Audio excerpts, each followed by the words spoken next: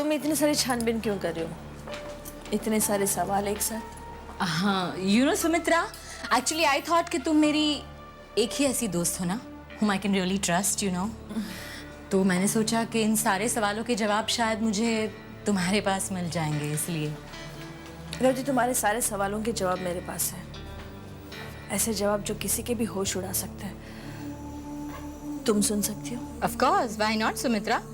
In fact इसीलिए तो मैं आई हूँ यहाँ तुमसे मिलने। रेवती, तुम्हें याद है कई साल पहले तुम एक छोटी सी बच्ची से परेशान होकर मेरे पास आई थी? उसने तुम्हारा जीना दुभर कर दिया था। Of course, और वो बच्ची थी खुशी।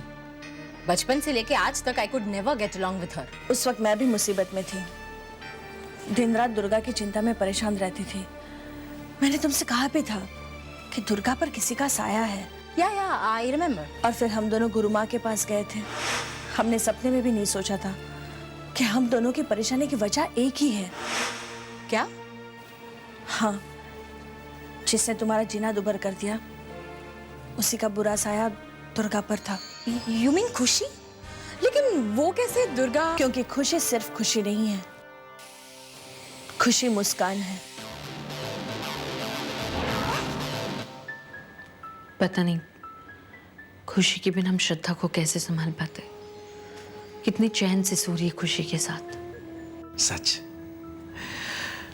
हर बार जब भी घर के दरवाजे की घंटी बजती तो श्रद्धा दौड़कर तुरंत मम्मी आ गई कहते हुए दरवाजे तक पहुंच जाती। बेचारी नन्ही सी जान को कौन समझाए कि फिलहाल उसकी मम्मी नहीं आने वाली। ये तो खुशी ही थी जिसने बहला फुसलाकर श्रद्धा के मन को दुर्गा से हटा लिया और अब तक उसे हंसता खेलता हुआ रखा है। अगर श्रद्धा पर इन सब बातों का किसी भी तरह का कोई भी असर पड़ा होता तो मैं तो बर्दाश्त नहीं कर पाता। जानती हूँ, और अब हम खुशी की और एक एहसान के तले दब गए हैं। No wonder, वो लड़की पहले से ही बहुत अजीब थी सुमित्रा। मुझे हमेशा लगता था कि उसमें कुछ इंटरनल प्रॉब्लम है। मैंने ये सारी बातें तुम्हें इसलिए बताई क्योंकि तुम मेरी अच्छी दोस्त हो और हम दोनों की परेशानी की वजह एक ही है।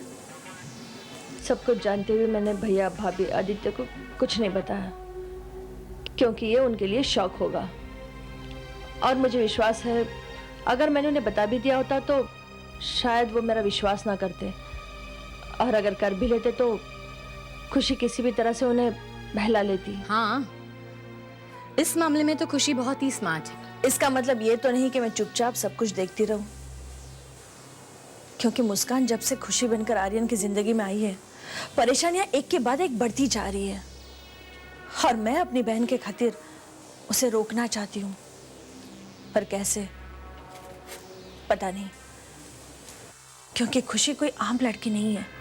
वो आर्यन को पाने के लिए कुछ भी कर सकती है, कुछ भी। रेवती, हमने पहले भी एक दूसरे की परेशानियां बांटी हैं। इस मामले में शायद तुम मेरी मदद कर सको, शायद तुम खुशी को रोक सको। आज के दिन एक के बाद एक राज खुल रहे हैं। पहले आदित्य, अब सुमित्रा। देखना ये है कि और कितने राज सामने आने वाले हैं। हाँ, मैं खुशी को रोक सकती हूँ। कुछ तो है मेरे पास जो उसे रोक सकता है।